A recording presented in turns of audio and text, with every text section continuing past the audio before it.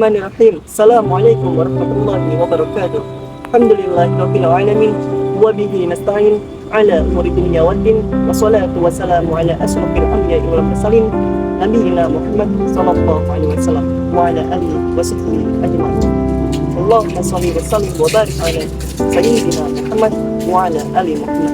Teman-teman, dimuliakan Allah Subhanahu wa taala, kita sebagai umat muslim sudah sepantasnya menjalankan segala perintah Allah Subhanahu wa taala dan menjauhi segala larangannya. Salah satu perintah yang wajib kita taati adalah sholat. Sekolah, tempat mengaji, bahkan di tempat-tempat lainnya, kita pasti sudah diajarkan tentang rukun Islam. Adakah yang masih ingat apa isi dari rukun Islam? Di dalam rukun Islam terdapat perintah wajib dari Allah Subhanahu wa taala untuk kita sebagai hambanya senantiasa menaatinya. Salah satu perintah yang tertera di dalamnya adalah sholat. Sholat merupakan rukun Islam yang kedua setelah syahadat dan ibadah wajib yang harus dilaksanakan oleh setiap umat muslim yang berakal dan baligh. Sholat bukan hanya sekedar gerakan fisik, tetapi komunikasi antara hamba dan Allah Subhanahu wa taala. Barang siapa menjaga sholatnya, maka ia akan memiliki cahaya di hatinya, cahaya di wajahnya, dan tatkala ia memiliki cahaya ketika ia dibangkitkan dari alam kuburnya, ia juga akan diberi kenikmatan oleh Allah Subhanahu wa taala, dipertemukan oleh para nabi, para syuhada, para ulama, serta para orang soleh lainnya. Teman-teman semuanya yang dicintai oleh Allah Subhanahu wa taala, salah satu kewajiban dalam mengerjakan sholat ialah melaksanakannya di masjid dengan berjamaah. Allah Subhanahu wa taala telah berfirman, wa aqimus sholata wa atawuz zakata warka'u ma'ar raki'in, dan dirikanlah sholat, tunaikanlah zakat, dan rukuklah beserta orang-orang yang rukuk. Quran surah Al-Baqarah ayat 43. Melaksanakan sholat berjamaah di masjid merupakan salah satu kewajiban yang harus dipenuhi orang yang mengerjakan sholat bersama jamaah. Berarti ia telah menunaikan kewajiban yang telah diperintahkan Allah Subhanahu wa taala. Sedangkan orang yang tidak sholat berjamaah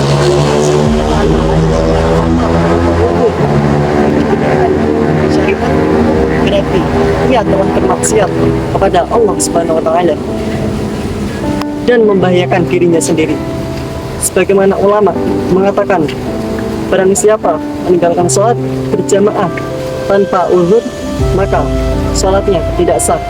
Demikianlah juga dikatakan oleh Syekhul Islam Ibnu Taimiyah rahimahullah dari riwayat Imam Ahmad, barang siapa menunaikan sholat dengan berjamaah, sungguh ia telah mengumpulkan pahala, karena sholat dengan berjamaah itu lebih utama daripada sholat sendiri.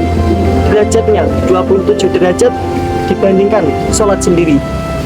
Barang siapa yang meninggalkan sholat berjamaah tanpa adanya uzur, tetapi hanya karena malas atau lalai, maka hal itu termasuk perbuatan dosa.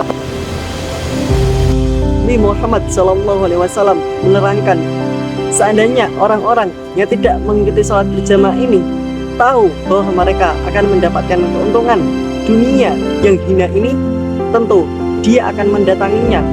Sungguh kebanyakan dari orang-orang munafik yang tidak mengikuti sholat berjamaah itu, seandainya mereka memiliki kepentingan dari urusan dunia pada waktu subuh, tentu kita akan mendapatinya sangat bersemangat dan tidak pernah terlambat.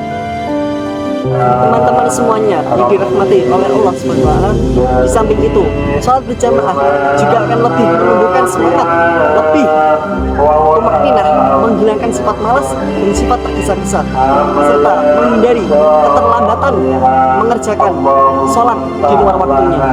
Sholat dengan berjamaah juga akan menumbuhkan rasa solidaritas dan kecintaan sama kaum muslimin, menyemarakkan masjid dan menambahkan syiar Islam. Sholat dengan berjamaah dapat berfungsi menjadi sarana pengajaran untuk orang-orang yang belum mengetahui, pengingat bagi yang lupa, dan banyak lagi kemaslahatan lainnya. Nah teman-teman, itu tadi kultum singkat dari saya. Semoga bisa menjadikan berkah bagi saya dan juga untuk teman-teman semuanya. Kurang lebihnya mohon maaf. Saya pamit undur diri. Wassalamualaikum warahmatullahi wabarakatuh.